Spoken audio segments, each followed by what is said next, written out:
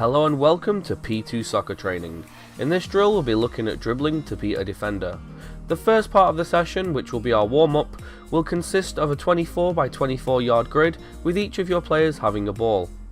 The players must dribble using different moves, turns and cuts, and some examples are pullbacks, pullback triangles, body feints, scissors and other chops and cuts. You can also ask your players if they know any others that they can try. If you find that your players are struggling with this, you can increase the size of the area, but if your players are finding this easy, you can decrease the size of the area, and you can also ask them to perform the skills with their weak foot. The next part of our session will be the technical aspect.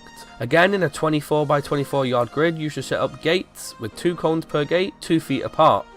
Players must dribble through as many gates as possible in the allotted time. We recommend 60 seconds with 30 seconds rest in between. This keeps the drill high intensity. Players will count the amount of gates they dribble through in the allotted time. During the drill, introduce stipulations such as you must go through the gate with your weak foot, or you must perform a move that you have learned during the session in between the gap of cones.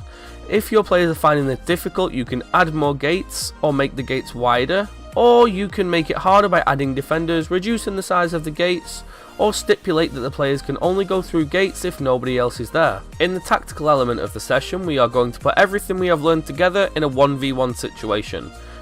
The defender must pass the ball into the attacker and then it becomes a 1v1 to goal. We suggest keeping group sizes low and having the attacker defend straight after their offensive turn, keeping standing around to a minimum. If you need to make this easier, you can give the defender a ball also and instruct them to try and hit the attacker with their ball, making the drill unopposed. Or if it's too easy, you can decrease the size of the area and add a second defender. In the scrimmage element of the session, we will put together what we have learnt during the session into a game related scenario.